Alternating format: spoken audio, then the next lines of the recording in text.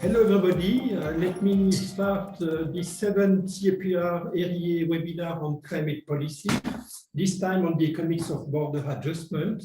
This session for the first time is in a hybrid format where we have most of the panelists and paper presentation on board in presence in Paris at the new offices of CEPR. That's something new for us. So welcome everybody.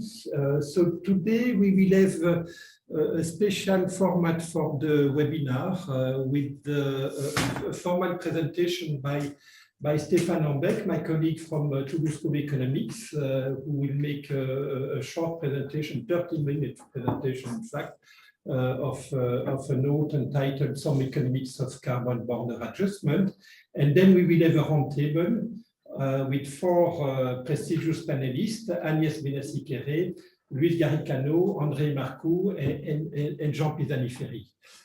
Before I will give the floor to Stéphane, let me tell you a few things that I feel are important to understand before we examine the situation. So first, I believe most of you are aware of the important milestone that happened last week at ECOFIN, where our EU Ministers of Finance have decided to support the CBAM, the Carbon Border Adjustment Mechanism, the CBAM proposal submitted by the EU Commission last summer. So that's an important milestone. I'm sure we will come back to that important decision later on in the roundtable.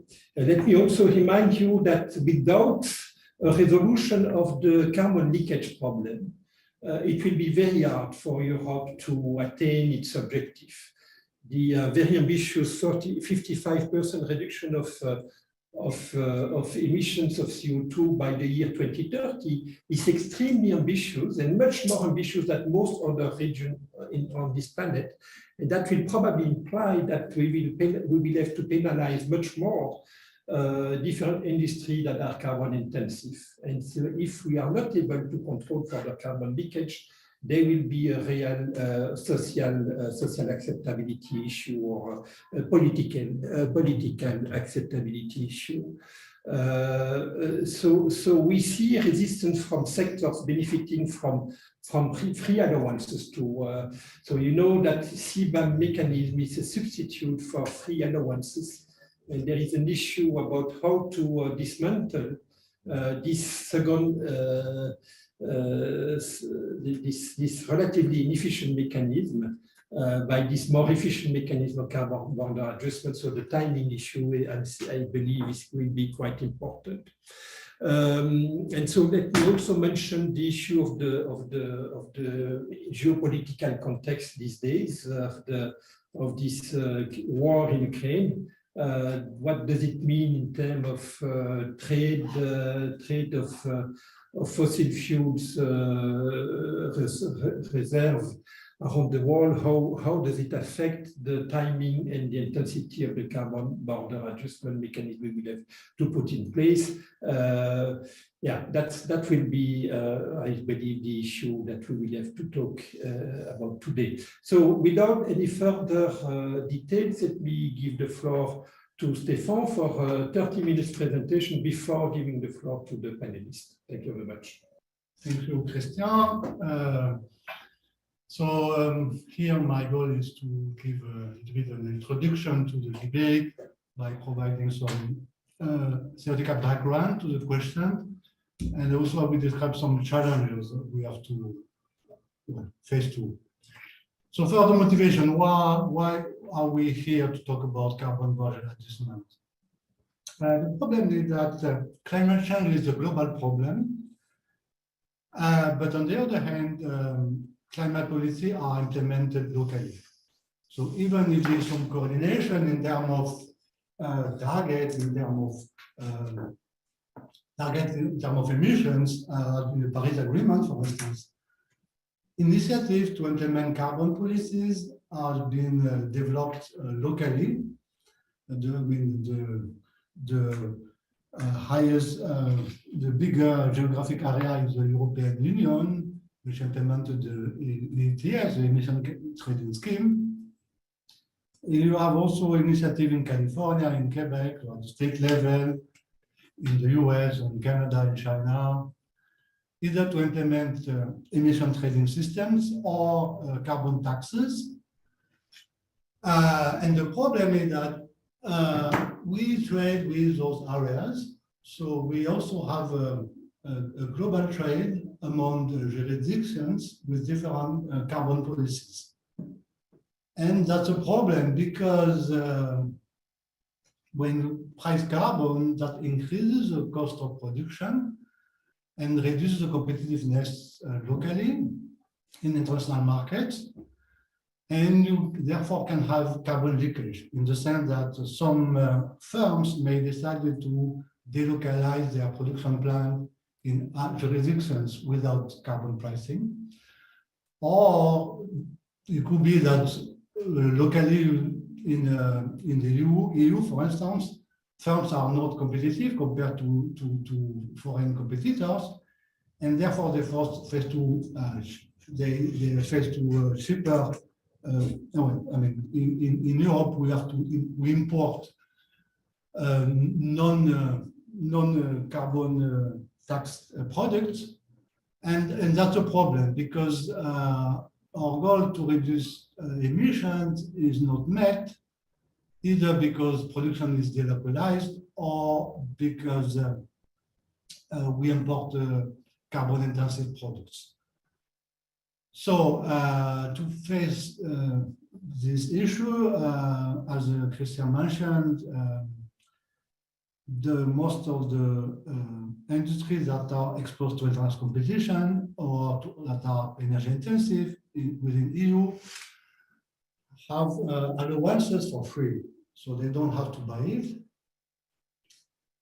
And that creates some kind of subsidy to those firms in the sense that kind of compensate the price of carbon, and that reduces their cost. So the first question is, this project of subsidizing free allowances with CBAM, the carbon budget adjustment mechanism, how this impact trade and emissions? So that's the first question I would like to answer. I will provide a framework to think about this problem in terms of what are the impact on trade and on emissions. And second, in this project of switching from free allowance to CBAM, CBAM means taxing imports based on the carbon footprint of these imports. There are many challenges that have to be addressed. There are several questions that they are remaining to be solved, to be answered. And the reason is because what you do when you introduce the CBAM is that you tax not based on the emission of production plant, which is what we do in the EU ETS in Europe, but you tax based on the carbon footprint of the product you import. So then there are many questions about how to compare the pricing on emissions from production plant to products. So I will talk about all those challenges in the second part of my presentation. So that's the outline of my talk. First, how free allowance and CBAM impact trade and emissions, and what are the implications for policy design. And second, what are the challenges related to the pricing of foreign products carbon footprint instead of pricing of emissions at the production plant in Europe. Okay, so let's go into economic theory. So, assume a partial equilibrium model, consider steel, which is one sector that is included in the CBAM project. Here we have the demand for steel and the supply for steel based on production cost. And here I look at the benchmark, which is what's happening if you charge full carbon price. So in the Pigovian spirit, you want to charge the social cost of carbon to domestic firm, and that would happen. That is what would happen with our trade. We have a supply curve in blue reflecting the cost, including the carbon price and demand, and some price and some quantity. But the problem that we face to international competition, we trade with other countries, and in those countries, there's no carbon price. And therefore, some steel is entering into Europe at a lower price. So here I have, you have the price, supposedly of imported steel. It is a international price, so it is exogenous for the country. And the consequence is that some domestic firm are not anymore competitive, and you have a lot of imports. So still you have some firms that may remain competitive, so you can have like on the left some domestic production, but you have also some imports. And those imports are potentially more carbon intensive because they are coming from countries without carbon pricing. Okay, so what can we do? What can you do to reduce import and to reduce carbon efficiency? So another also impact of open to trade is that you have a reduction of price and you have more production. More production means more pollution. And one target could be also to reduce production. So what you can do is you can provide allowances for free. So instead of paying the full price of carbon, firms get a gift, they get allowance for free. So that's a subsidy that shifts downward their supply curve, their cost is reduced. And you may end up with a situation in which you have not only avoided imports, but you have export. So firms are even more competitive than foreign competitors because they get this subsidy from the regulator. So depending on how much is the subsidy and depending on the cost of controlling emission and production for firms, you may end up with some export. On the right, what's happening if you, instead of having free allowances, you implement the CBAM. The CBAM means that if you want to import steel within EU, you have to pay the carbon tax, the carbon price. So it's not a tax, sorry. You have to pay carbon price equal to the price of the allowances. And that increases the price you can sell the product by the carbon price. So if we compute the carbon price in addition to the international price of steel, that would be the final price. The sum of the two will be the final price for which the steel is imported in Europe. And in this case here, it's higher than the domestic price of steel if Europe is under autarky, and therefore you avoid import.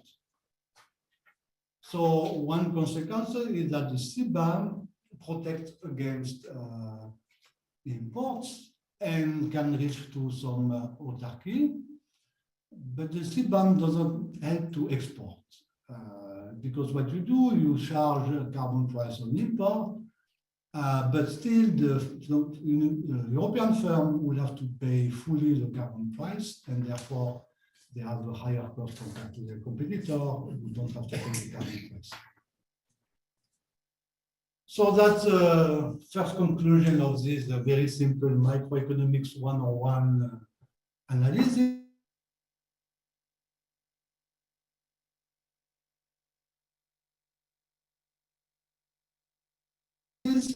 Is of allowances, production cheaper, so you increase production by subsidizing output. So the idea that firm can just buy, sell those free allowances into the ETS, and get some cash out of it. And that's increased supply and increased production, and that's what is called in the scale effect of in international trade. You have more production, potentially more pollution.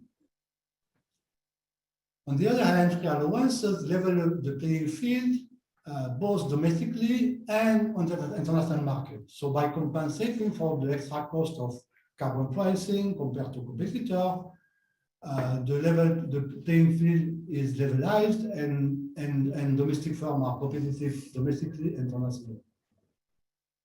On the other hand, you have a CBAM. Then the good thing is that you make firms pay for their full externality cost. So it's a Pigouvian policy. And also you level the playing field in the domestic market. So domestic firm, European firm have the same cost that the competitor in the domestic market within Europe, because the competitor will have to pay also the carbon price.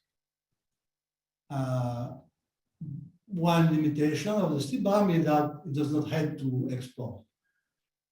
Still, the European firm, if they have to buy the full cost of their carbon emissions, they have a higher price compared to the competitor and they are less competitive on the international markets. So then they are not in the same level playing field. So how to levelize the level playing field, as people say in trade? One way to do that could be to charge the full carbon price only to local supply, but not to export. So one possibility could be to refund part of the carbon price that is paid on the output that is exported by European firms. So the idea of export rebates. So in this case, for those export units, then European firm and American and Brazilian and Chinese firm will have will be on the same playing field, the same cost. Another solution is to subsidize directly pollution abatement. So this is something that has not been discussed so far, but take the example of steel. That there are massive investment for shifting steel production to power and hydrogen-based steel production. There are projects in France, in Dunkirk, and also in Sweden, in Luleå. And this requires a massive investment, and part of the European funds are target to those investments. And if with this kind of investment, you can also try to level the playing field. So another solution, subsidize pollution abatement, use investment into decarbonization of production. Now, what about emission? So let's go back to this framework, and let's try to think about what are the impact of the two policies, free allowances and CBAM, on emissions, not only on trade, but also about on how much we emit, because this is what matters for climate at the end.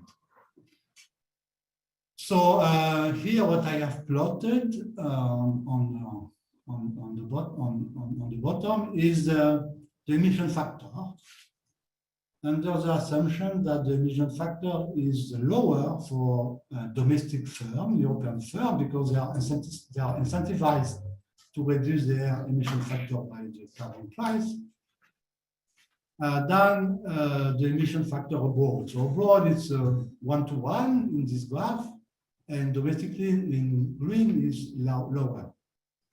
So you can plot from in production how much we emit on this graph just by going through this emission factor. So for instance, if we are on Turkey, the production is here, and then you follow the green line to get the emission here. Now, if you open to trade, then you have a lower price, some import. Those import have this level of emission factor.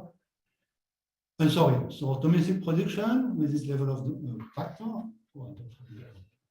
So this is domestic production, this level of emission, and the import have a higher emission factor, and therefore you end up with this level of emission.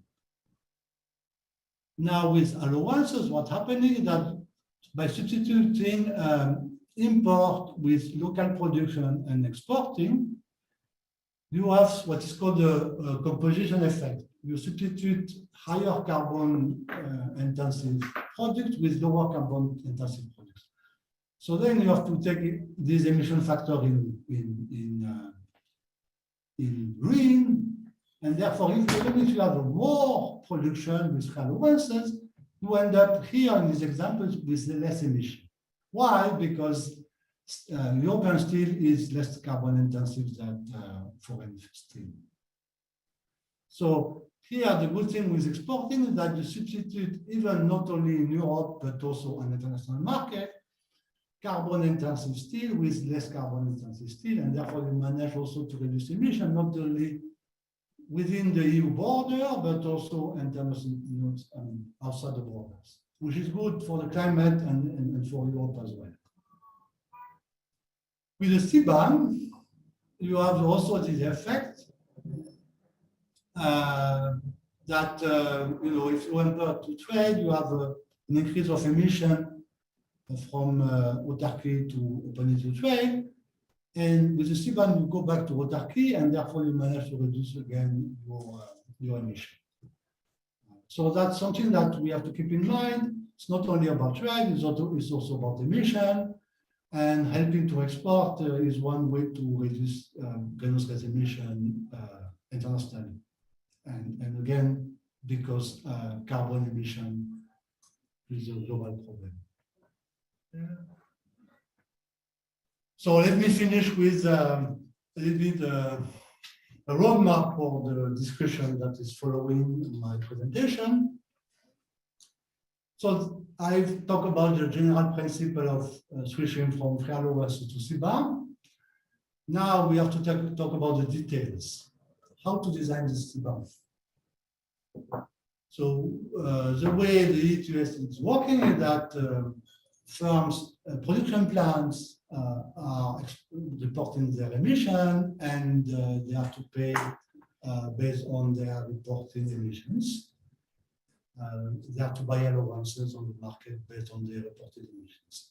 Now, what we have to do with the CBAM is to charge products that are imported based on their carbon footprint. So, first question, how to measure the carbon footprint of a product, not a production plant, and the product that is manufactured abroad, so for which we don't have data. So one solution that has been proposed in the current project is to do some benchmarking to base the carbon footprint of the equivalent of the carbon footprint within the European Union. So 1 ton of steel produced within the EU. If you do that, you avoid what is called resource shuffling. That is the fact that if you, so the other solution is to do some kind of carbon certification to try to measure the emission of foreign production plants. The good thing with this certification and measurement of carbon emission abroad is that the still provide incentives to reduce carbon emission, to invest in controlling emission, in pollution abatement. Abroad, not only within the EU. The bad thing is that you may have this resource shuffling problem, which is happening in the US for California, which has the same problem of, so California also has implemented a carbon budget adjustment mechanism for power that is imported from Arizona or Nevada or Oregon. And the problem is that, Nevada, they pretend that all their power that is green, coming from renewable, is exported to California. And the dirty power is just consumed locally. So that's the resource sharing problem, the fact that you may end up not providing the right incentives to reduce emissions if you have this kind of manipulation of carbon certification.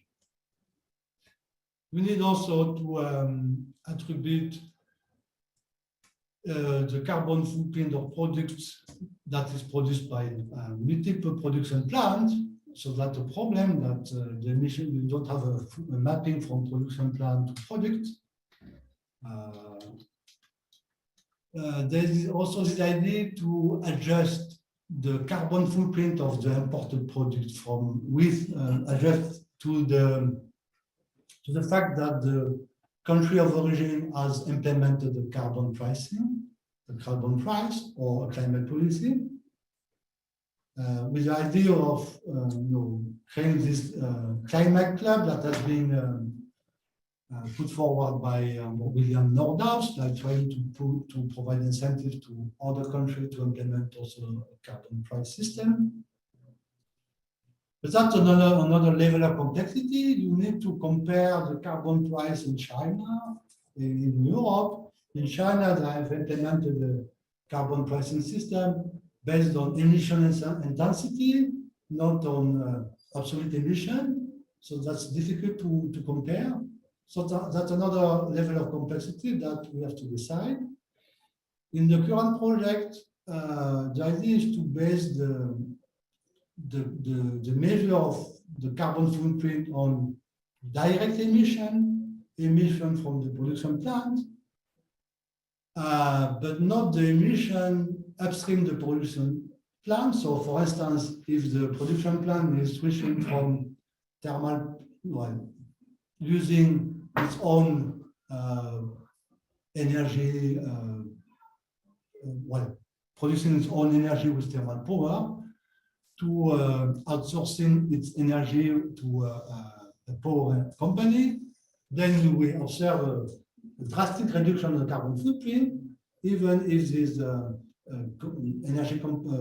power company is still producing energy with coal. So that's one problem of measuring only direct emissions.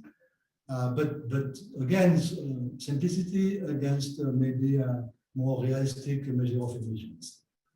And the last point I will mention is that so far, the CBAM project targets industries that are upstream, so a subset of industries that are in the EU ETS.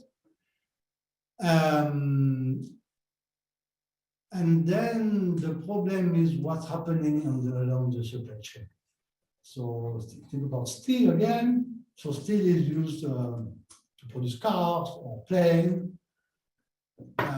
If you have a CBAM on steel, then that increases the price of steel in Europe, but not outside Europe. And there's a risk of delocalization, not on the steel industry, but more on the car and plane manufacturing industry, because by moving their production plant abroad, they will be able to have access to cheaper steel. So what do we do for the downstream industry? So that's also an open question. So far, it's not on the project, but this is something we have to think about. Thank you very much, Stéphane.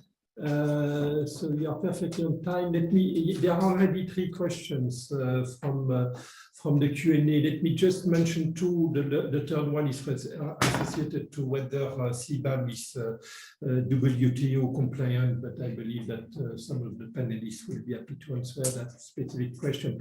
Now, there is one question on what's the impact of CBAM on EU exporting competitivity. So here, I mean, let me just mention that if we take the steel industry, that on which Stefan focused on. I made a very quick computation last week. 1 ton of steel produce almost 2 tons of CO2 to be produced by the standard technology using coal. So meaning that if you take an average price of the ton of steel over the last decade, that has been around 500 euros. And if you assume a price of carbon around 100 euros per ton of CO2, that means that adding carbon pricing to the steel production in Europe would increase the carbon cost, the cost of producing steel, adding the carbon cost. Around it would increase by more than 33%, more than a third. So clearly, if we are alone to do that, I mean, the steel industry will be completely destroyed, and its ability to export steel will completely disappear. And then there is one question for you, Stefan, but I think you already answered in your presentation. This would subsidizing exports covered by domestic carbon price be part of CBAM? I think you said yes. I think you said that the right CBAM is to impose a carbon border adjustment to imports and to offer rebate for exports. So let me go to the panel. On the steel industry. So there are two solutions. It could be that you pay directly the carbon price, or you invest into abatement. This is what they are doing. The steel is very expensive. So steel is produced with coal, coke, and is very energy intensive. The solution is to produce steel with hydrogen and hydropower. This is what some companies are investing or trying to introduce, they try to move to this new technology, and they have estimated that will increase the cost of steel by 30%. So it's the same kind of magnitude plus 30% of cost. So meaning that at the price of 100 euros per ton of CO2, the steel sector may switch to decarbonized technology. Yeah, but that would be good for climate. So don't forget the carbon pricing is good for climate. Exactly. Sure, that's the objective. So let me start the panel now, and keep in mind that, dear member, you are almost 300 participants right now. So there will be 10 minutes for each of the panelists to provide his own view on the issue before we move to a debate among the panelists and then with the participants. So don't hesitate to feed in the Q&A of this Zoom meeting. So let me first introduce Agnès Benassi-Kéré, who will be the first panelist to talk. Agnès Benassi-Kéré is chief economist at the French Treasury. She's also, of course, economics professor at Paris 1 and at the Paris School of Economics. Agnès, the floor is yours. Thank you very much. Thanks for the invitation. So I would like first to motivate CBAM with a few figures, and then move to the agreement of March, the Council agreement, and finish with the international aspects of CBAM, especially the idea you mentioned of the climate club and how it fits into this kind of idea. Well, okay. So first, why CBAM? I wanted to show a recent study by the IMF, which is on the right-hand side of the panel, where the IMF has recalculated carbon leakages on a relatively recent period. It used to be the case that carbon leakages were considered as negligible. However, in recent years, this fact has been reconsidered, and here you see the average for the EU is about 15%, meaning that when you avoid 100 tons in the EU, then 15 are created elsewhere. but it can be very high for some countries. Belgium or Austria, France, these are Switzerland. These are countries with very, very high carbon linkages. So on top of that, we have very different commitments in terms of carbon reductions. As you know, the UK and the EU are on the top of the left-hand side panel, where the commitments of carbon reductions are much, much more ambitious, even within advanced economies, much more ambitious in Europe. Sorry. Yeah, because there's a arrow in the corner on the left, you want to go back. Okay.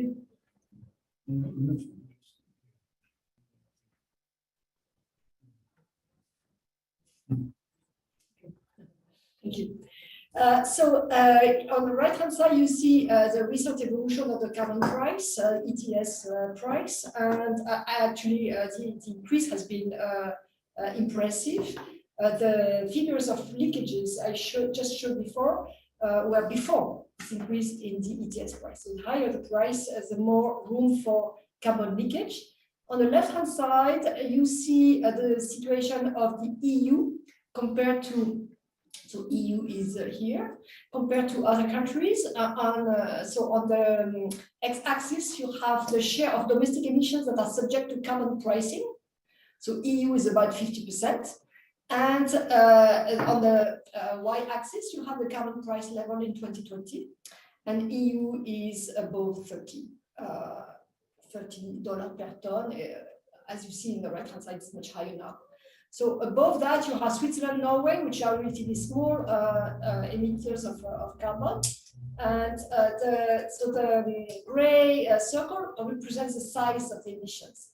So you really see that on both criteria, the EU is very ambitious.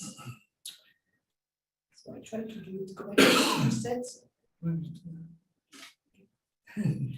As Stefan just presented, relying on free allowances can be a solution to avoid carbon leakages, but it's going to be increasingly inadequate going forward. First, because there is going to be a decreasing number of allowances, more stringent benchmarks. So either you increase free allowances, which would then come back to the initial point, or it will be more and more difficult for firms to get free allowances. There is a behavior of hoarding that blurs the price signal also due to free allowances, and on the whole, there is a weakening of the incentive to decarbonize. This is meta-analysis of literature, ex-ante modeling of CBAM. The gray circle represents an estimate of carbon leakages, so the rates between, say, 2% and 18% or 20%. And the blue diamonds represent the amount of reduction of the leakages. So of course it's different across the different studies, but you really see that it can be substantial. Now, what is the March 22 agreement about? So it was an agreement at the Council. So the idea is to create an instrument that will closely mirror the EU ETS. So compared to your graph, actually the price with the CBAM will never be above the domestic price. It cannot be because it's a narrow, it can be if the foreign country is more expensive before CBAM, but not if it has the same price. It's a specific non-tradable allowance, so it's not going to be traded with domestic ETS. There is going to be a 3-year transitional period from 23 to 25, where only reporting and monitoring will be required. So in order to test the information network, no financial adjustment on imported products until 2026. As you said, 5 pilot sectors, which were selected because of the higher risk of carbon leakage. But they represent almost 50% of emissions covered by the ETS, so it's very substantial. And they were also selected because these are homogeneous products. So the problem you mentioned of estimating the carbon emissions is less acute for this kind of product. All the more that there will be a default value which can be used if there is no possibility to declare actual emissions.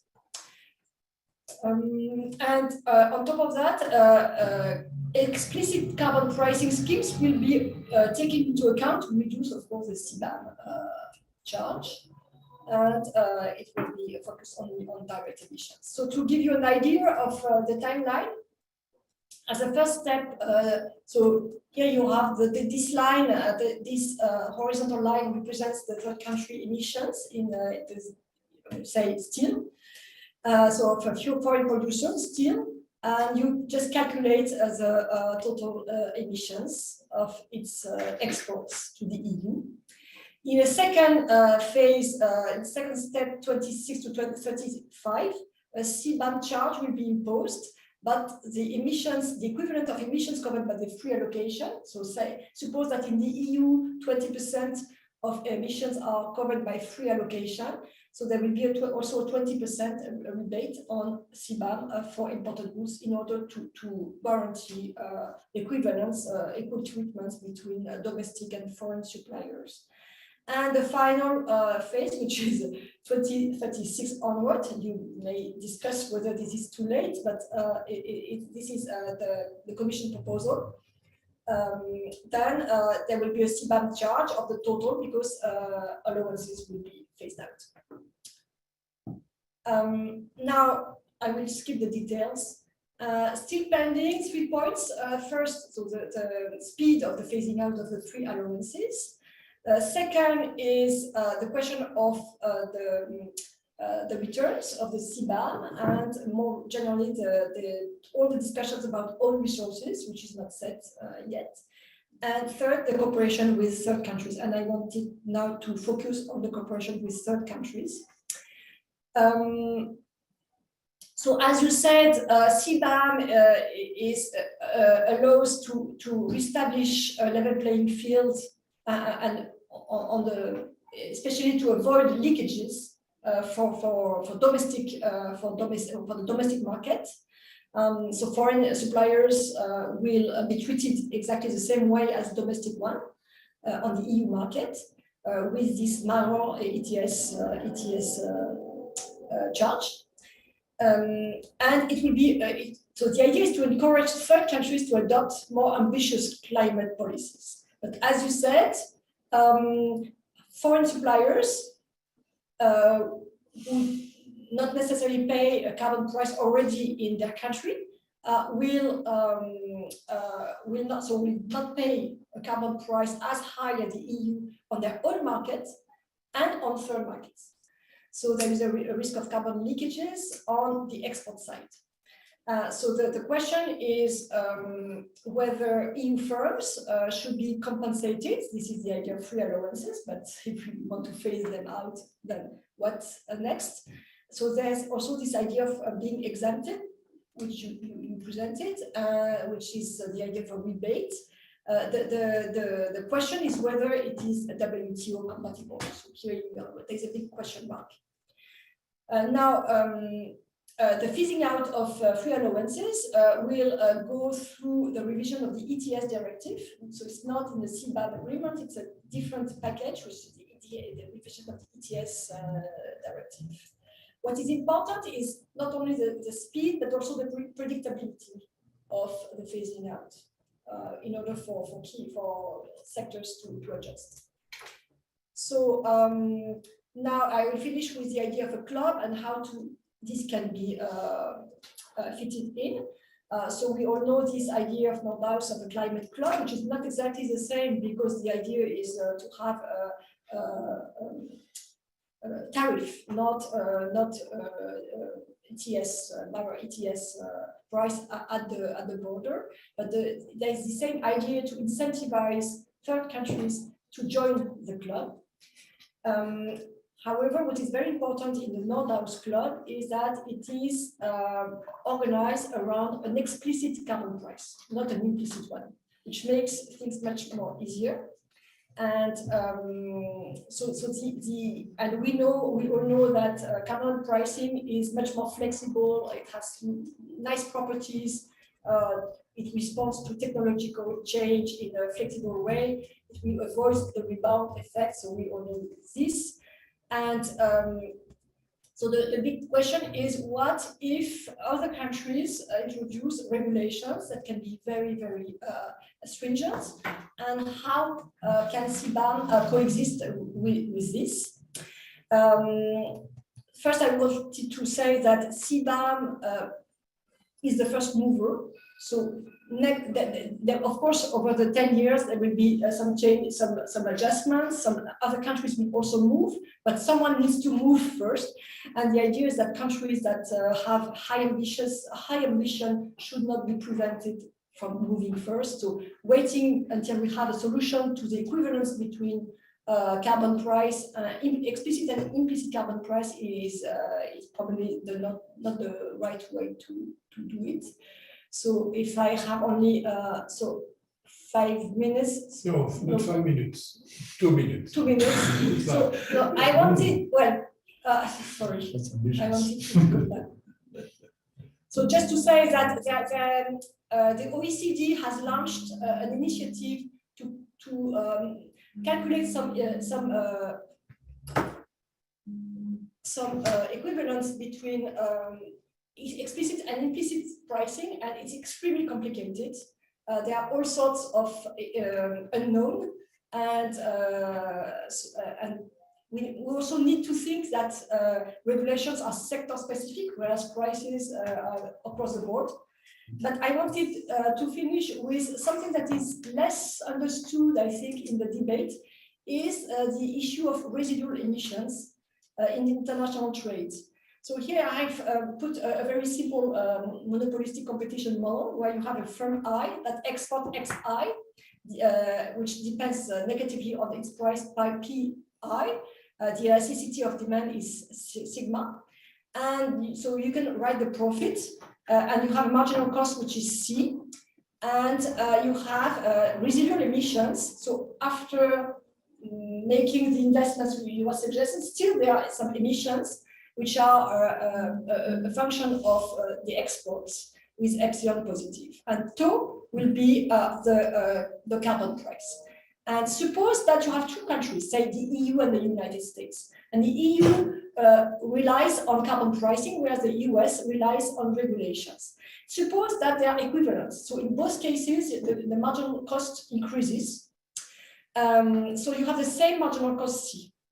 If you have no carbon pricing, tau is equal to 0. The optimal price is very standard markup on the marginal cost. But if you have a positive carbon price, then you can write the price as the previous price plus something that is, of course, depends on tau, also on the elasticity, on the marginal cost, and also on the epsilon. If epsilon is 0, of course, this disappears because there is no, it's a fixed term here.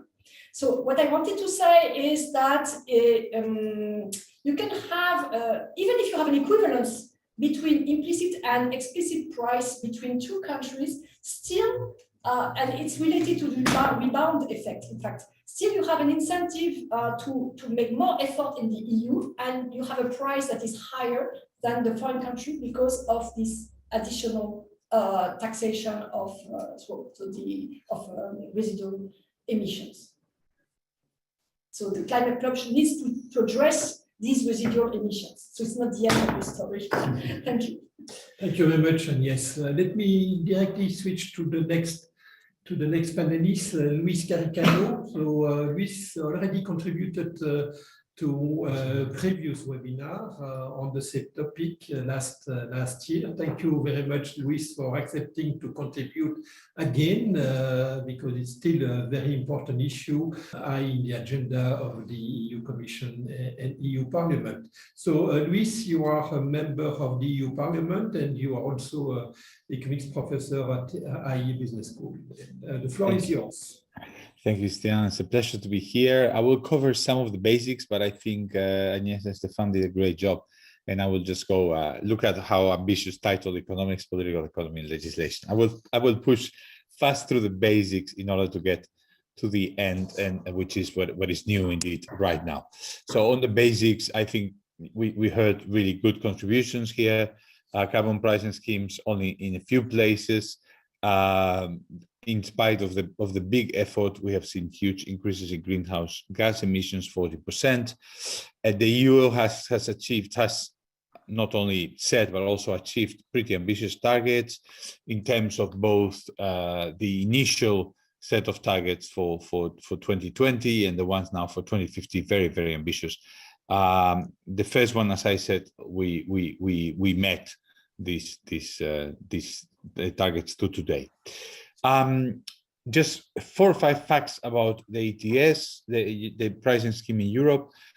We know that it's the first carbon pricing scheme. It operates in all EU countries, plus Iceland, Liechtenstein, Norway, limits emissions in 11,000 heavy energy using installations, so not other type of situations, and it covers 40% of EU greenhouse emissions. But the problem, of course, and Agnes had beautiful graphs on this, is that, of course, we have this problem where leakage has been increasing. We have decreased by 21%, but we have actually our domestic produce of carbon, but our imports embed increasing amount of carbon, an increase of 28% of carbon in our imports. So we need a CBAM, and I think everybody's clear on this. First of all, it's basically necessary in order to avoid this leakage, substituting one-on-one current production, which damages the planet the same and hurts jobs and industry in Europe.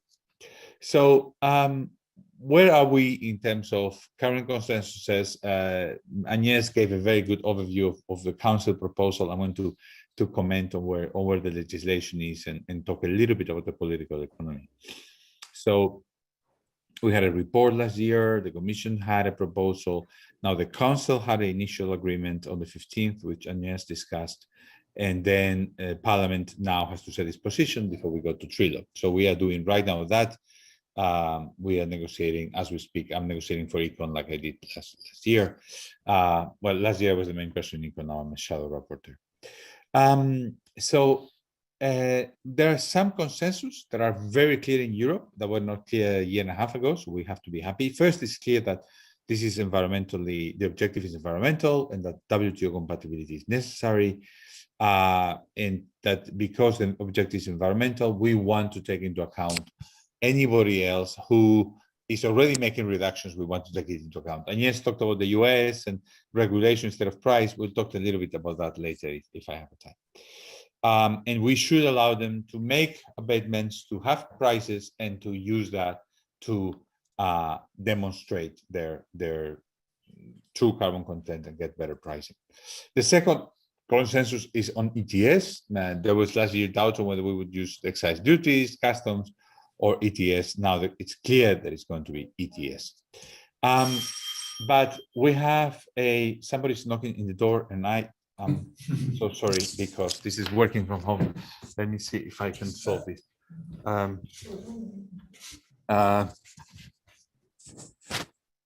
Sorry, 5 minutes. I can't go now. 5 minutes. A neighbor who needs an Amazon package. I'm so sorry. So types of emissions. So where are the problems still remaining? There are on scope, what is included, direct or indirect emissions. On horizontal coverage, only 5 sectors versus all the sectors, and on vertical coverage, downstream versus raw. Stefan covered all this in the theory. Right now, the compromise only offers direct, nothing about the indirect, horizontal, only 5 sectors, and vertical, only raw materials.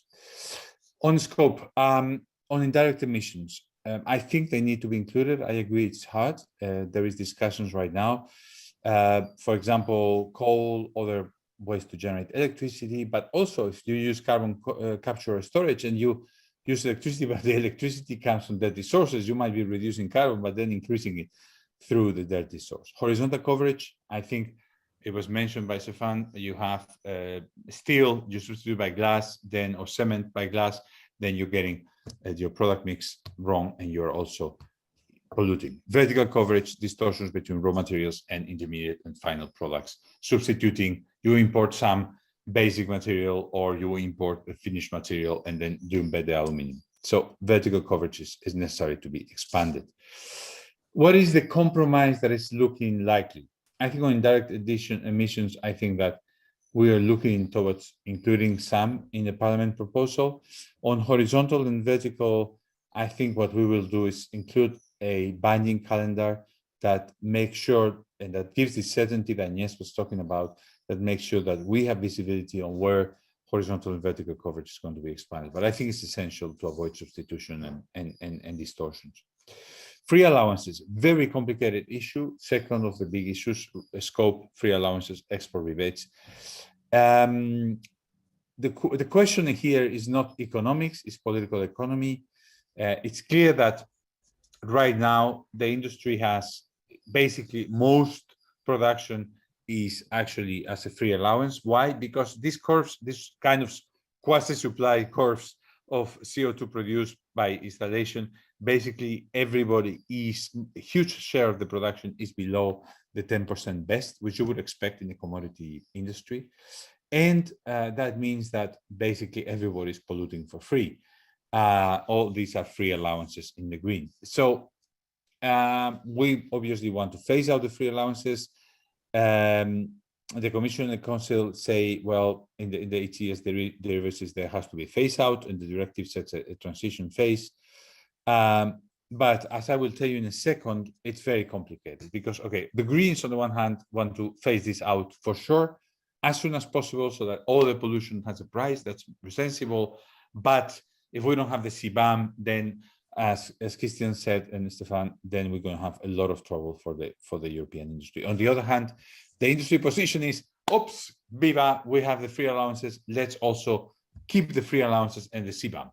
That position is couched in nice language, such as, well, we have to see if CBAM really works before we remove the free allowances.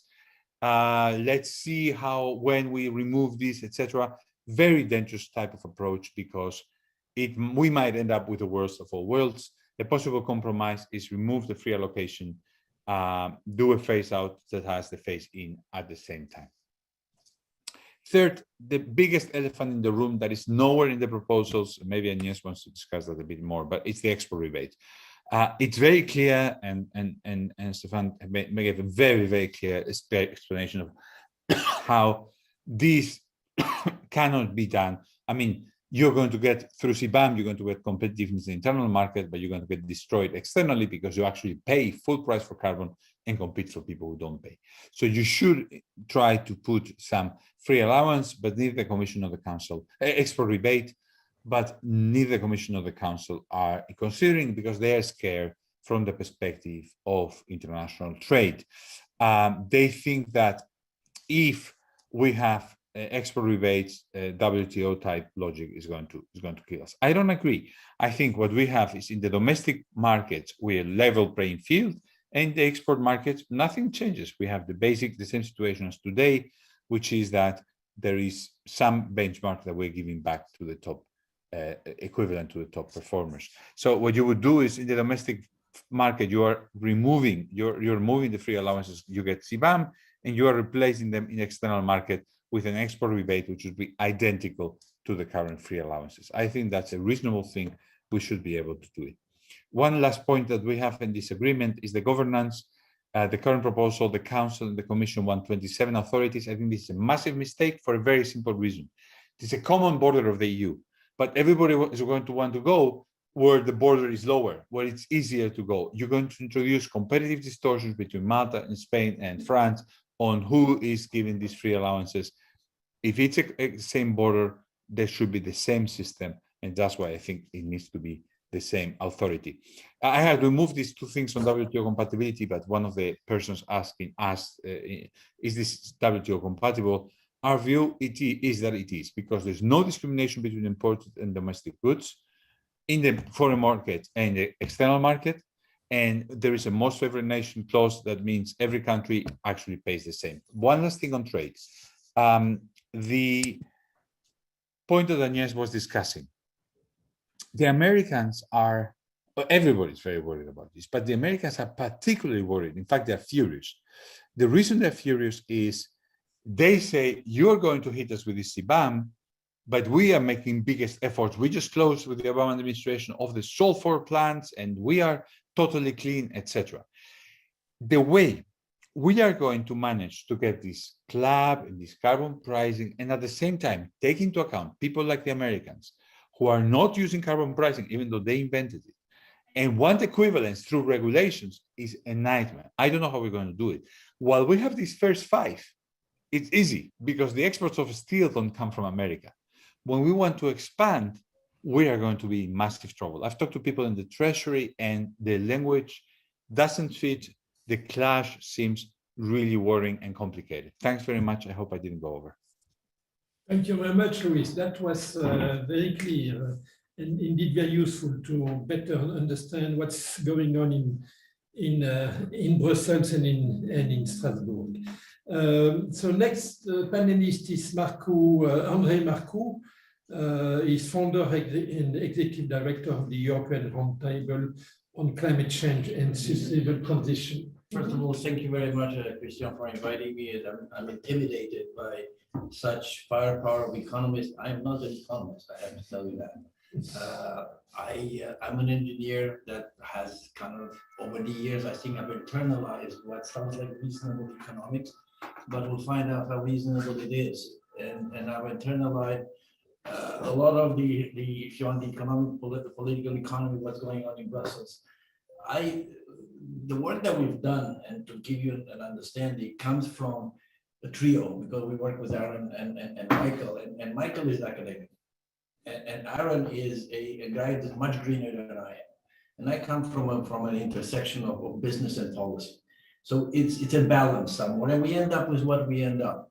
Now, the first thing I want to tell you is that, first of all, what you don't know, Christian, when you invited me, is that I am running a think tank in Brussels that I've created, but I'm also on a pro bono basis when I go to COP and negotiate on behalf of G77. So you're going to hear something that's a little bit G77-ish. Maybe you want it or not, I don't know, but this is what it is. The second thing is I have impeccable background when it comes to carbon pricing, because I was there since 1996, and I'm impeccable. I work with Richard Sadler and Maurice Strong and all these people who introduced carbon pricing from the very beginning. So I'm above suspicion. Like, I know you. Like Caesar's wife, like Caesar's wife. So now let's go. What is this CBAM? Why is this an inevitable solution? What is it? Because if you know what happened in Brussels, you know that until about 3 years ago, if you brought 4 years ago, until Madame von der Leyen came, if you mentioned the word carbon border adjustment, it was a dirty word. I mean, you literally we run out of town by senior people in European institutions. It's not something we make up, it's the reality. They didn't like that. And I am not so sure that the European institutions are in love with carbon border adjustment. Now, is it, I'm not sure why it's coming out like this, but in my mind, the CBAM is like a Swiss Army knife. It's good for many, many things. And it's made attractive. Why? Because we have carbon pricing, and you need to do something that looks also an accompaniment to carbon pricing. You also have the fact that, and I think this has been said before, so I'm going to repeat a lot of things, we are way ahead in terms of ambition. There's no doubt about that. Yes, I know the Americans and the Chinese and 2050, I know that. But by the time we get to 2050, our motto is very clear. We are here to decarbonize, not to deindustrialize Europe. And I know the one thing that I know is that to gain a customer is very difficult. To lose a customer is very easy. To gain a customer is very complicated. So once you lose them, I'm not sure you get it. So it is something that we need to be careful about.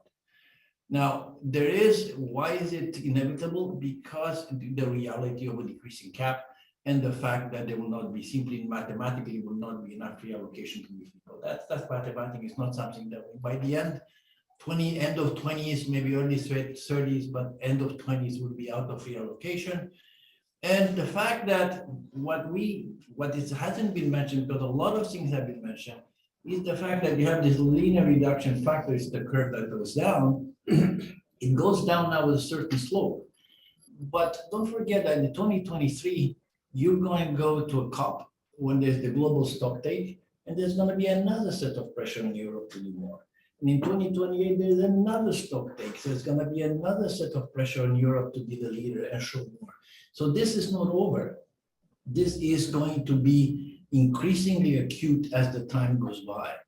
Are we going to be matched by everybody else? I don't know. Yes, in 2050 we will be, but until 2050, we still have to live into 2030. And then there is, sorry to say this, there's the end of reallocation ideology. There are people who ideologically from the very beginning did not like free allocation. They think that it mutes the carbon price. It think that it subsidizes industry. It does all kinds of dirty things. And simply they find this a very good moment to end up free allocation. Right or wrong, I don't know. But this is the whole group of people that come together. And as a result of that, the end of free allocation is probably there. It's difficult to fight it at this point. I think a lot of people have concluded that's not an easy thing to do. Now, I am of two minds, because I think that you do need to show the true price of carbon. You do need to show the price of carbon, because the people have to know what it costs. I mean, that sounds idealistic and romantic, but it's true. But at the same time, it also makes the EU more complex. I started in the SO2 market. That's where I started. The SO2 market is simple and stupid. You put a cap, you go away and you come back. There's no free allocation, everything is fine. So it was a very, very simple process. It had a great attraction for all of us. And the last thing is that there's lack of incentive. Now, if you go to the council conclusions, and I will take issue with this, is what's the application to prevent emissions and will do their allocation to non-EU countries increasing port. What we need to make up our mind, because when we started this, the first discussion that we had was that the reason why we're putting this is we want to charge the people who export to the EU and the people who import in the EU the same amount of the total carbon embedded as the European pay. That was the carbon leakage argument. These guys are paying, these guys are not paying, this doesn't work. Well, now all of a sudden we're getting into a very different business. And a very different business is a business where we're telling other people what to do. I'm sorry to say this to you, but this is the reality. We are basically telling people, yes, you have the Paris Agreement. Yes, you have the Paris Agreement. And yes, we will contribute, each of us will contribute what we can. But if you don't contribute what we do, then we will tax you at the border. Now, that is reality, and this is how many in the G77 see it. And we're not talking about small countries, we're talking about India, we're talking about China, we're talking about very large countries. So we got to be very careful that also the way this is handled. I'm more indifferent to the WTO. I'm more interested in climate diplomacy and how this is going to play in the climate diplomacy realm. Now, what are the crunch issues? The time horizon, with and without the ETS. In my own humble opinion, and again, I like carbon pricing, the ETS hasn't sunset. By the early 2030s, the ETS is going to run out of liquidity. And I don't think that you want a price discovery mechanism if you don't have liquidity in the market. I think this is what I know about markets. The second thing is the issue of free allocation. Why? Because the curve goes down very low, and you started about 2 billion allowances, and you're now about 800, 900 million.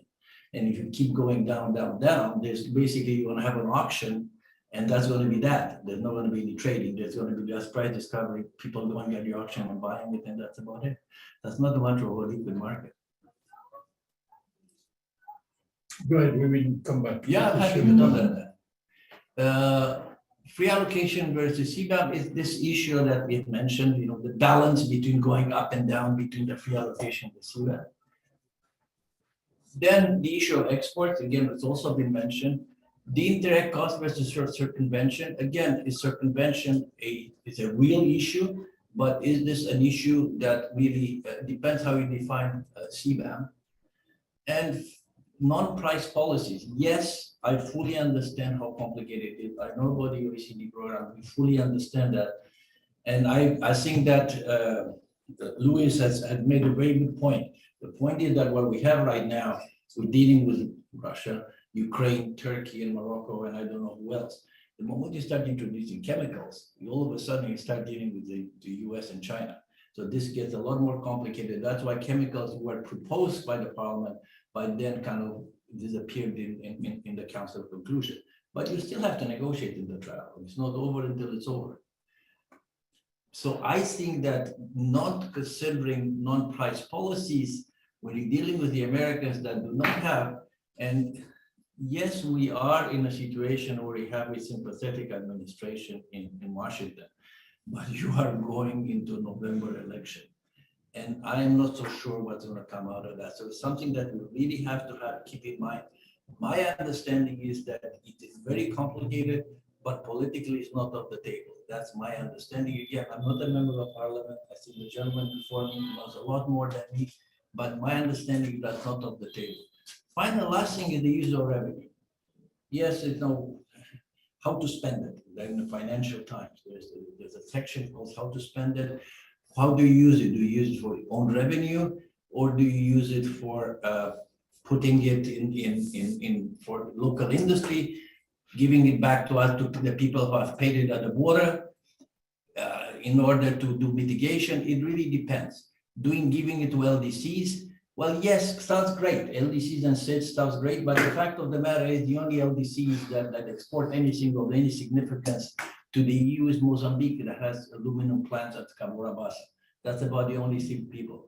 So I think that the use of revenue is going to be an issue, but I'm not sure whether this is going to be the deadliest issue, even though money usually it's important. Now, the thing that I mentioned refers to the conclusions, have some caveats in there, the revenues, free allocation, and free allocation and carbon clubs. Now, there is a provision in the council conclusion that talks about the request of the second member state, that we can guess who the next member state is, to deal with the adverse introduction and on export. So export is a big deal. Christian, you mentioned steel.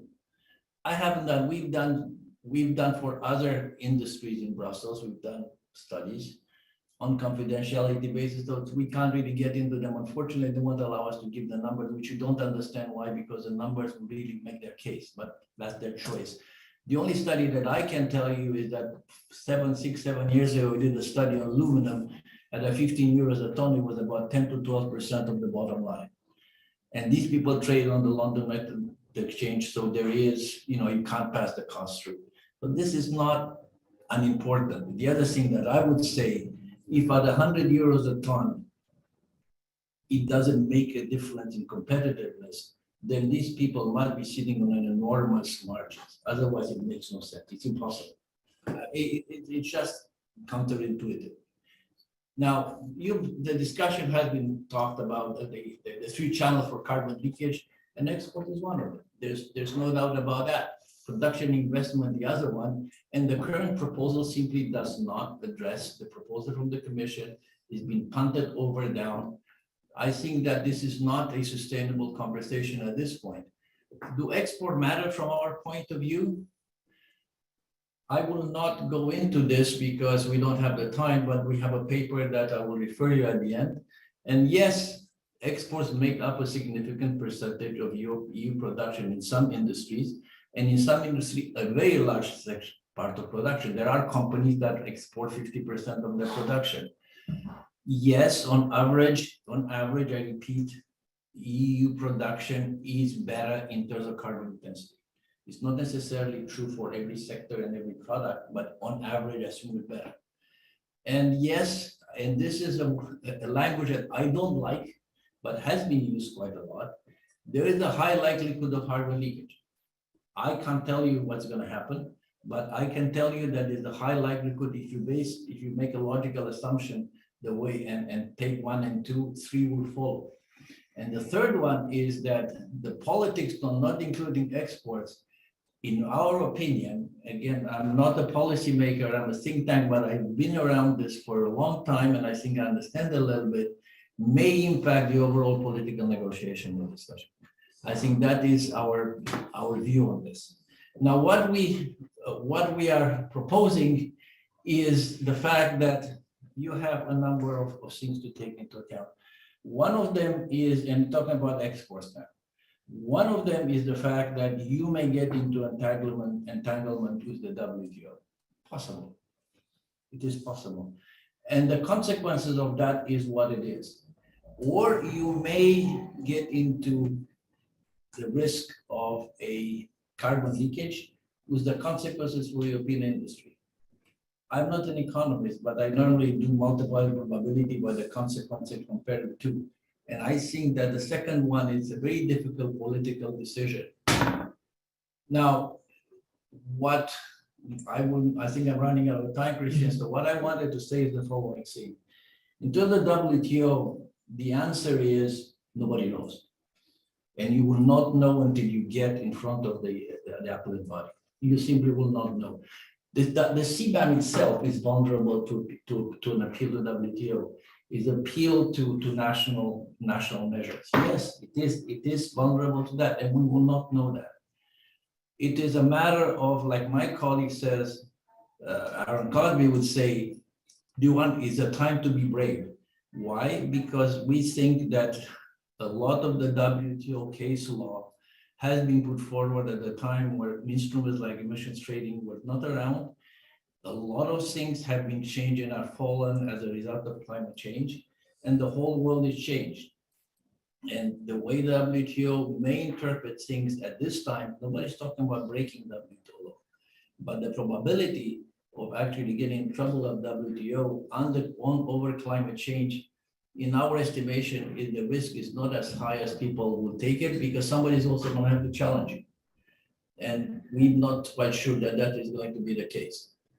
So the risk of CBD is real by circumstance. It is possible that you will get, but the possibility exists for CBAM to be also to also be challenged. So there's a strategic option, final option that it can be defended as legal, is effective, and risk challenge. Do not risk challenge or risk failure of CBAM as an instrument. So I think there's literally a political choice that you have to make. How risk averse or how risk prone you are, how important do you think it is to Europe? The last thing that I will say, I think that Luis has spoken, and I think somewhere, Luis, we're not very far apart, which is quite interesting, because the way we would see it, a European producer of covered goods would have to declare embodied emission and volumes of covered goods exported to certain countries during the preceding year. This producer are issued non-tradable export adjustment certificates based on average emission intensity, and they'll be prorated to reflect any free allocation obtained by producers. For the next compliance period, producer holding export adjustment certificate can exchange this for EUAs and use them toward compliance obligation to surrender EUAs for emission cover. Now, this, why is it interesting, is because it does retain an incentive to decarbonize with an increasing, it's the last slide. And the last thing is that we are not expanding the cap, because the EU allowances would have to come from under the cap. I'll stop here, Christian. I think it was a lot, and I tried to make it somewhat intelligible. But it was. Thank you, André, and thank you for this very clear proposal on the table. Jean, the floor is yours. Jean, let me introduce you. I mean, you are a professor of economics at Sciences Po Paris. You are a member of, let me check that, the Peterson's Institute of Economic in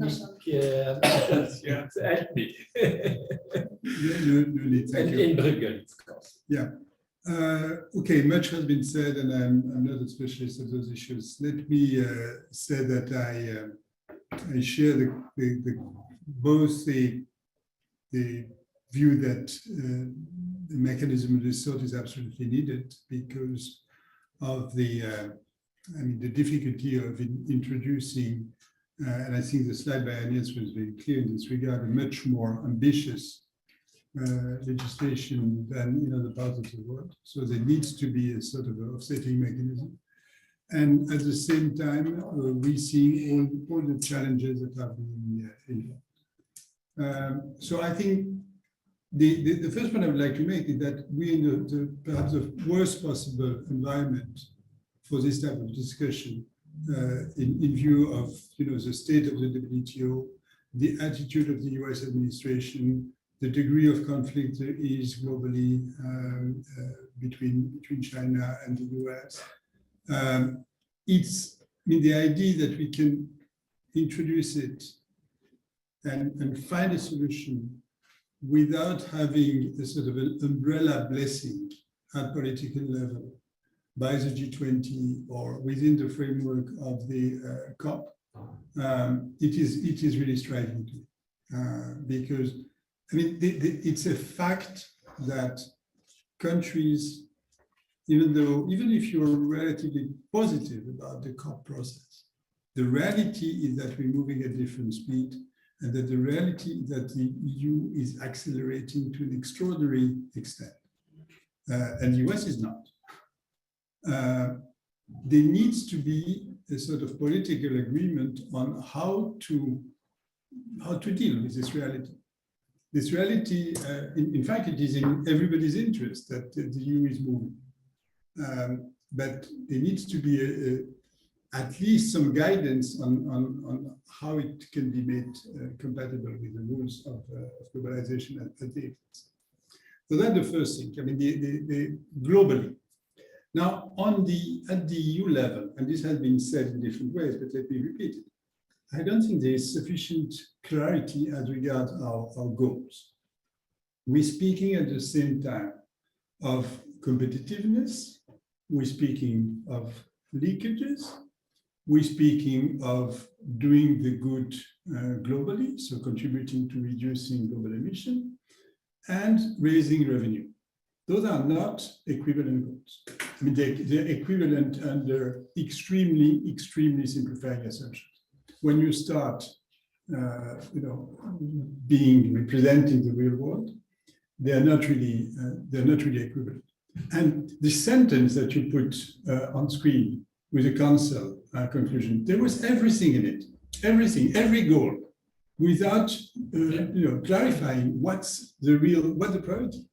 So once you start discussing implementation, you're confronted with this issue of what is the real priority. And I think that's a dangerous situation. Then there's the question of implementation, and here I think we already have a long list of difficulties at the stage of implementation. The risk to me is that we have to assume that everything that can go wrong in this process will go wrong at some point. And no, if you're saying, for example, we exclude the indirect emission. The incentive basically to go down, the inter-industry matrix, and so to move, which would be a sort of green offshoring. So basically, you would have an incentive to move downstream to sectors that are not directly covered, and to have your brown inputs covered. So we would essentially lose on, Europe would lose in terms of the competitiveness. It would sort of have, an offshoring of further segments of the value chain without any benefit in terms of emission.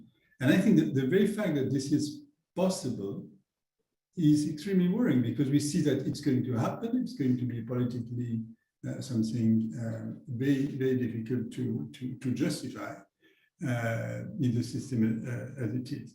And there are many of those, potential leakages in terms of the implementation.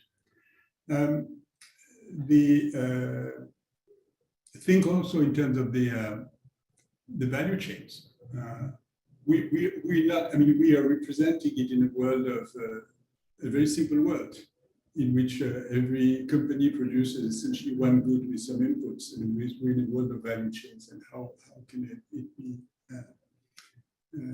How can we think about the way it will work in this world of value chain? And then there is a question of the timetable. The disconnect between the timetable we have in terms of emission, minus 55% by 2030, and the timetable for the CBAM, which is to start slow, have actually no actual implementation for several years, and then have a gradual implementation on some sectors at some level. I mean, the disconnect is striking between those two timetables. So I think again, I mean, I think it is something of this sort is needed. By contrast, climate clubs are way more simple, because the climate club, I mean, the NODA's view is a penalty. It's not something that's linked to the carbon content of what you're doing. It's a penalty that taxes trade, because trade is a global community commodity that you can tax. It's certainly not WTO compatible, but it's in terms of the achievement for climate, it is much more straightforward. And we're again in a world in which the question of what's compatible with the WTO is not necessarily the first question asked in governments, in some governments. I mean, we've had justifications for trade tariffs that were certainly not in spirit, at least in line with WTO requirements. But I think we have to sort of think of this potential alternative and the way it risks in the end to be the one that is going to be contemplated. Let me end on one thing which I consider should be clear on the European side. The idea that it is about revenue. I mean, this NGU, the Council conclusions that it's part of the own resources and that it's going to bring something significant in terms of own resources. I think it's basically a non-starter. It's the role of the CBAM is potentially to make the ETS able to raise much more revenue because you would end free allowances. But this is not those resources. They would be raised on domestic producers. It's the idea that you're going to tax foreign producers and make foreign producers pay for the EU budget. That's a fantasy, and I think it should be stated clearly. Thank you. Well, thank you, Jean. Maybe, Luis, you want to react to this very pessimistic view on what's going on and what's their political. I didn't want so much to react, but to ask a question to Jean. When he says, well, we could do the climate club, it would be simpler. I mean, my view is that really the 2 or 3 problems that we have identified as most complicated. First of all, the US. I mean, the problem for the US is they don't have a carbon price, and for internal political reasons, they're not likely to have it. So the climate club, I would pose it to Jean, doesn't solve that key problem. And if you talk about the other problem, well, Jean says, well, you have to kind of put some price around that's trade problematic for trade. Yeah, that is the CBAM, the price around the border, around the club is the CBAM. We could extend it to other countries. So I'm wondering, Jean, my question is, why does it make such a big difference? I mean, what we're talking about is not so far from that, is it? Jean, you want to react? Yeah, I mean, the US doesn't have a price. That's right. I mean, we have these discussions that starting at the OECD on the equivalence. So what you could imagine is that if we can agree on an equivalence formula, there would be a sort of threshold below which you would be considered, or a series of thresholds below which you would be considered non-compliant in terms of the effort that are expected from knowing your level of development, and above which you would be considered basically exempt from, at least penalties. But I think it's quite different from trying to find an objective sector by sector measurements of what you need to equalize. It's to say below a certain threshold, you're penalized because you do not contribute. Above a certain threshold, you're more in the rules of trade, not excluding certain adjustment, but not relying on a carbon border adjustment exclusively to make it work. Okay, thank you. Yes. Yeah, look, I'll take a couple of things that you said, Sean. One of them is the G20 or some broader club. You have a club actually. You have the Paris Agreement. It's a club. Yeah. On a club, call that a club. But indeed, I think that at the minimum, you got to have 2 out of the 3 big ones to be able to do something like this. And you have the China or the US with you, or otherwise. I personally think politically it's a difficult thing. But what I would argue is that if you want to do something like this and you don't want to, there's also the risk of CBAM, risk of export, there's the risk of a trade war. There's all kinds of risk in life. But if you want to do something like this, I think G20 is probably at a minimum a club that needs to be brought online, because it's not only the rich countries, but it's a lot of the developing world that is coming up, and they're important. They're not, we're not, as Justin Trudeau would say, it's 2015, it ain't 1950. The second thing is the W compatibility. And again, nobody puts that down, and there are people who live and die by that. There are, junkies for WTO. It's a very complex process. But I would argue that how that is going to be judged in the end, it is a political risk, and it depends how much do you want to risk CBAM or not. So that's a possibility. How you can be challenged on that. You don't risk CBAM plus export. It depends what you want to risk.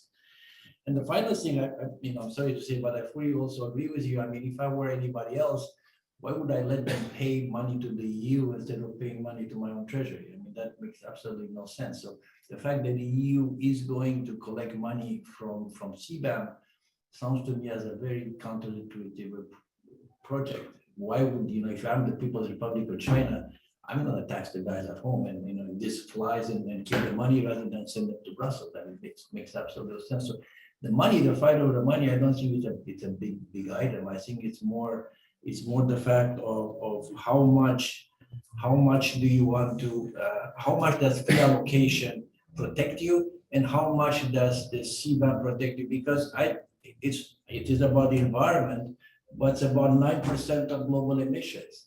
We are 9% of global emissions, and I'm not saying this is not important, but also in order to be able to change, we got to be able to have an industry in Europe. If we don't have that, we can't do it. But we should never forget that CBAM revenues are likely to be very small, especially given the timetable you were mentioning. So the idea is to incentivize other countries also to introduce their own prices. So I think this discussion is much too, we should not discuss this at this stage, because it's much too early to talk about that. This is a Pigovian price. So the idea is to have a zero revenue. This is the objective. And in your case of club, in another club, probably you would have much more revenue. Yeah. So yes, but we agree on the fact that CBAM is clearly more complex than the climate club. At the same time, it's more likely to pass through WTO restriction, compliance. So So yeah, but keep in mind that anyway, I mean, fighting climate change is an extremely complex issue at the world level, and we need to confront those complexities and try to solve them.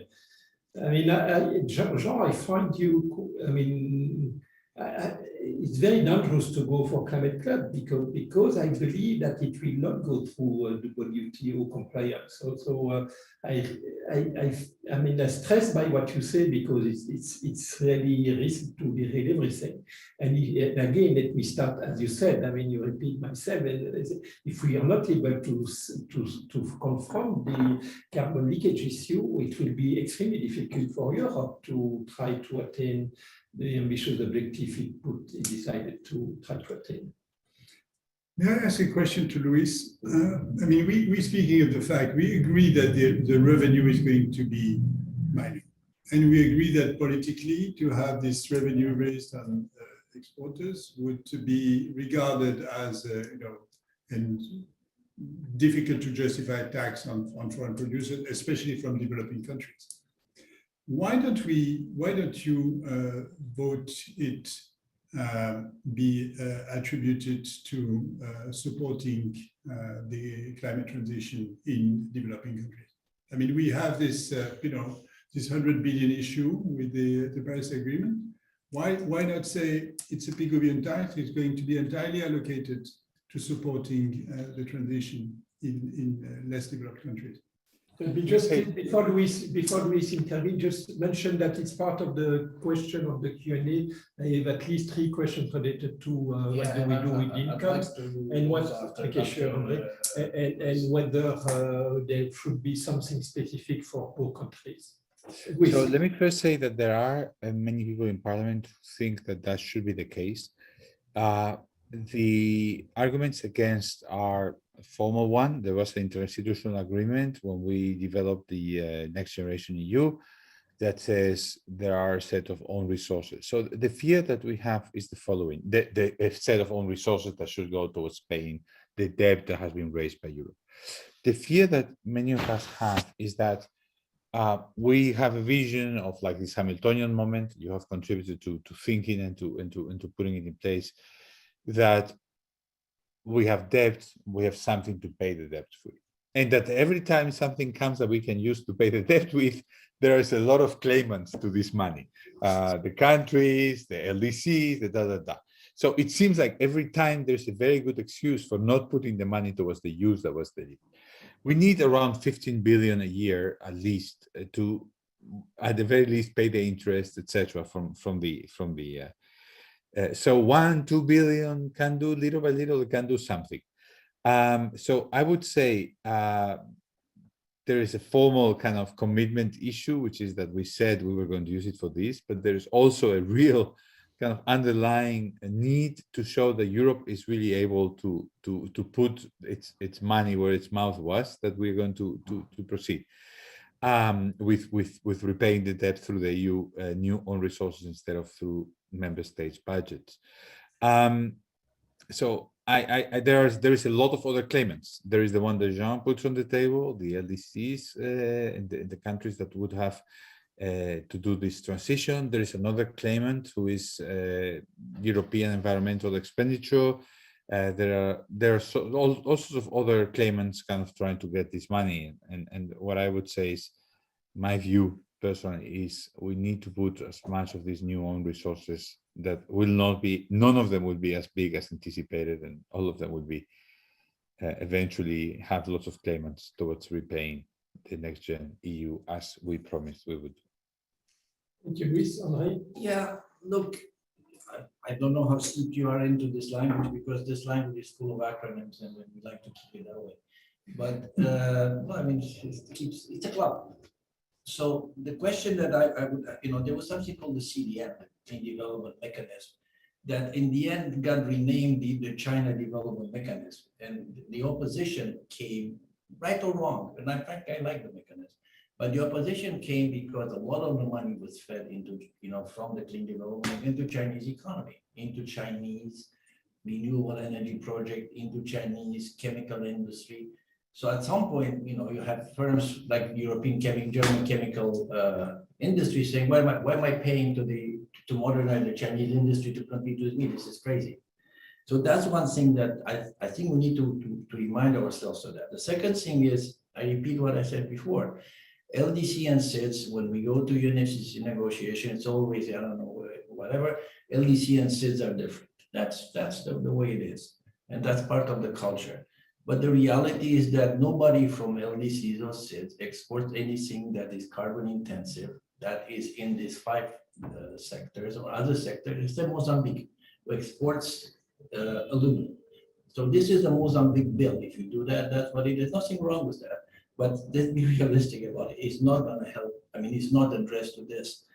So the final thing that I wanted to say is this payment actually is not paid by the exporter, it's paid by the importers. Actually, it's not paid by the exporter, it's paid by the importer. It's semantics, but semantics matter. So what you're going to do with the money, in my own opinion, if you want to do something with the money, we have spent enormous amount of money, and the German ratepayer knows that, for decarbonizing power. So decarbonizing power hasn't been done on the ETS, has been done on enormous amount of money being spent on that.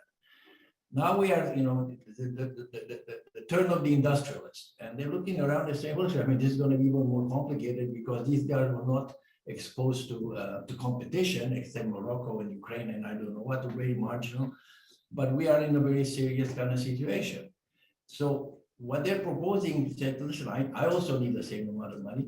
There are instruments that I've been putting forward, like contract for difference, that would make some sense in order to be efficient and help the decarbonize industry.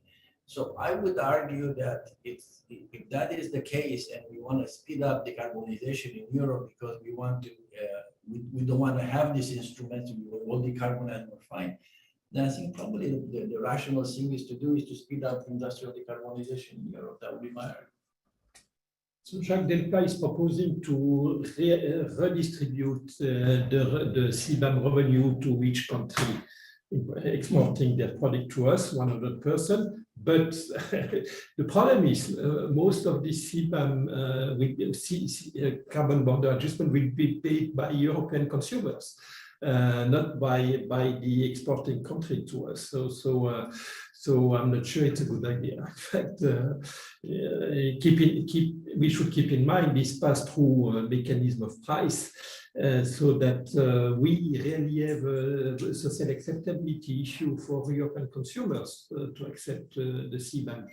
We need to keep in mind that currently, indeed, most people believe that, as you said, Jean, that the price will be paid by the exporters. In fact, it will be paid mostly by European consumers. We know that as economists. So we need to keep that in mind when we think about what to do with the revenue. It's clearly saying we need to. If so, it's not going to be, a receipt for the budget, right? It's not going to be. You can't use it both ways. If you're saying it has to be given back to the consumer, it's being given back to the consumer, not to the. Exactly. So So we need, Part of this budget, this debt is used to subsidize energy transition, to subsidize investment into decarbonized power, and we have to pay back this debt to.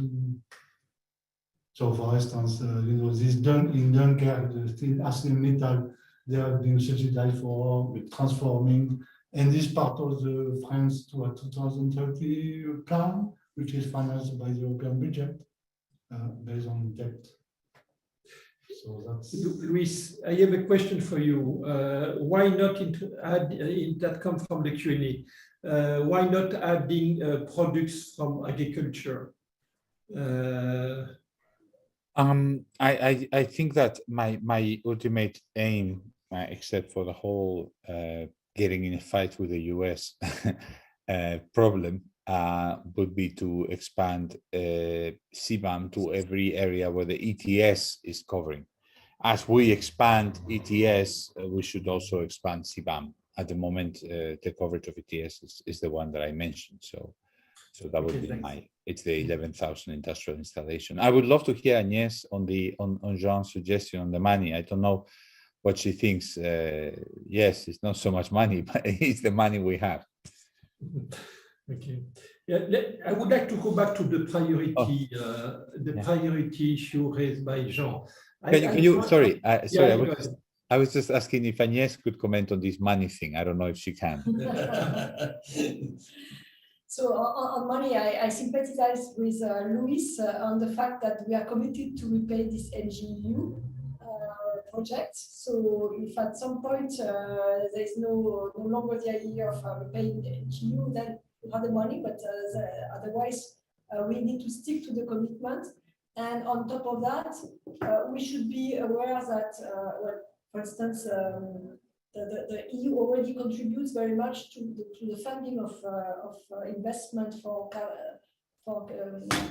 mitigation in developing countries. So it's a bit of a quid pro quo. You can do some window dressing and use the money to fund these investments, but it's already the case that this money is flowing. So I think it's better to think about how much we want to direct, how much money we want to direct to these countries, irrespective of whether they are going to pay CBAM or not, because as you said, CBAM is not going to be paid very much by European countries. It's especially. No, I believe you were thinking. Yeah.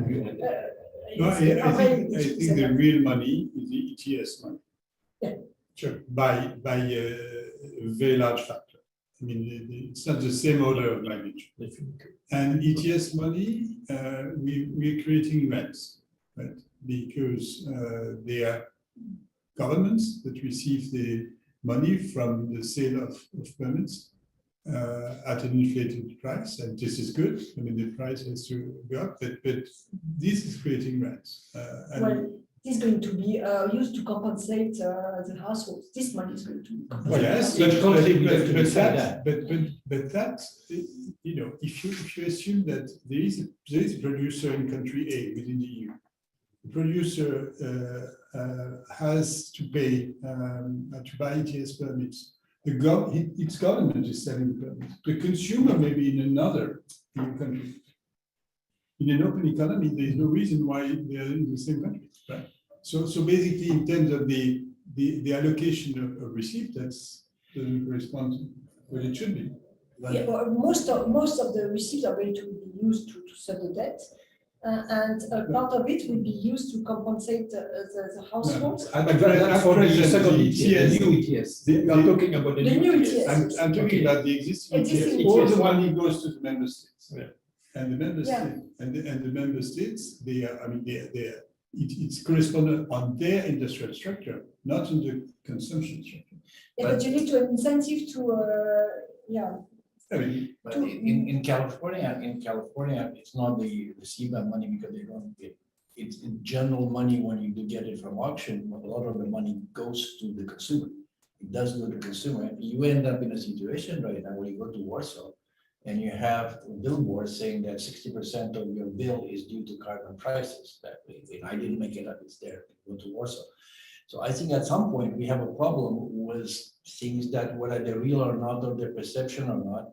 And I think that European consumer will pay for these things, and they will perceive that something needs to be done to alleviate this transition. So my sense is that somebody is going to have it. It's not a lot of money.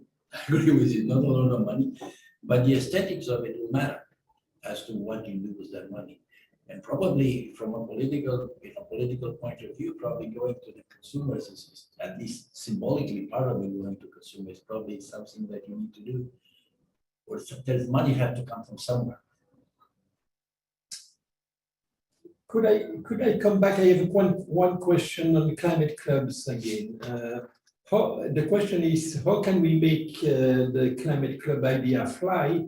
With which country, in fact, which region of the world? So Europe, of course, but what would come? Who would come with Europe to form this coalition? US in the short run, it's not very likely. China, I would be very surprised. So I don't see, Jean, how we can solve the carbon leakage problem to decide this Nordos idea at this stage. I mean, I don't see any support, strong support internationally on this. Obviously the real test would be the US and then China. Yeah, that's what matters. I mean, a climate club that would be limited to the EU and a few like-minded countries wouldn't make sense. That wouldn't solve any of the problems we're speaking of. That's why you have to have two other three big economic blocks. You have to have two or three. Then maybe then you have a critical mass and you can move. But the EU alone, again, unfortunately, I don't see another solution. I have my own level of skepticism. The problem is that I don't see another solution, and outside the CBAM, because carbon free allocation, as much as industry loves it, and I understand why they love it, but it's simply going to mathematically run out. They were 2022, 23, by 5 years from now, they're just not going to be enough. We're going to start having these cross-sectoral correction factors. It's going to cut everybody. That doesn't work. I think the problem with the climate club is we need the coordination into the implementation of a climate policy. We have not observed that. We have coordinated on target, but not on carbon pricing, carbon standard, technical standard and so on. So historically, it doesn't work. So that's why the CBAM is another decentralized initiative of tackling climate policy combined to trade. Okay, so things are difficult. I would like not to conclude just with this idea. I see convergence here on the roundtable and with Stefan too about having to think harder than what Brussels has been able to do now on exports and rebates for exports. So I'm claiming that, and I think we agree on this, European Union cannot do the good for the entire world. That is, we can induce importers to apply the same carbon price as us at the carbon border adjustment, but we cannot force Brazilian consumers to purchase steel, European steel with the carbon price included in that, because we cannot control competition on Brazilian market, and we need to recognize that. So I understand that we have here a consensus about recognizing that, and that we need to offer rebates for export. The problem associated to that is that Europe loses fractions of the control of its overall emission on which it has a commitment. So that's a problem we need to think about. So we are close to finishing this roundtable. Do you want to have a final word, each of you? Let me start with Luis. Yeah, I wanted to, I mean, it's going to be very provocative, but since we have a good crowd of economists and people to start thinking about it. So imagine that the lesson of Ukraine, we still don't know what the lesson is going to be, is don't trade with the enemy, right? And is what? The enemy. don't trade with the enemy. With the enemy. Yes. So that means that we have to start considering what this Chinese scholar was writing in his essay a couple of weeks ago. You probably all read it. He was fearing that we will have a club with the US and Indonesia and Japan and Korea and us and Europe, etc. A free trade democracy club. And I was wondering, like, okay, if we move towards a different world system where WTO is obsolete and where our ideas about free trade that we all defended, me the first person, gets superseded by geopolitics and the rest, would that world, which is not optimal, okay? I'm not defending it. It's just a question of whether China falls on this war eventually, whether it falls on the Russian side or on the other side. If that happens, then we have a chance to turn that bad news into good in some sense by saying, okay, this new club is the club of the democracies, of the free trading nations. It's going to have as one of its components a CO2 price or a CO2 club. So is this geopolitics disaster that is falling on us something that could potentially be an opportunity in this respect. And that was what I wanted to raise.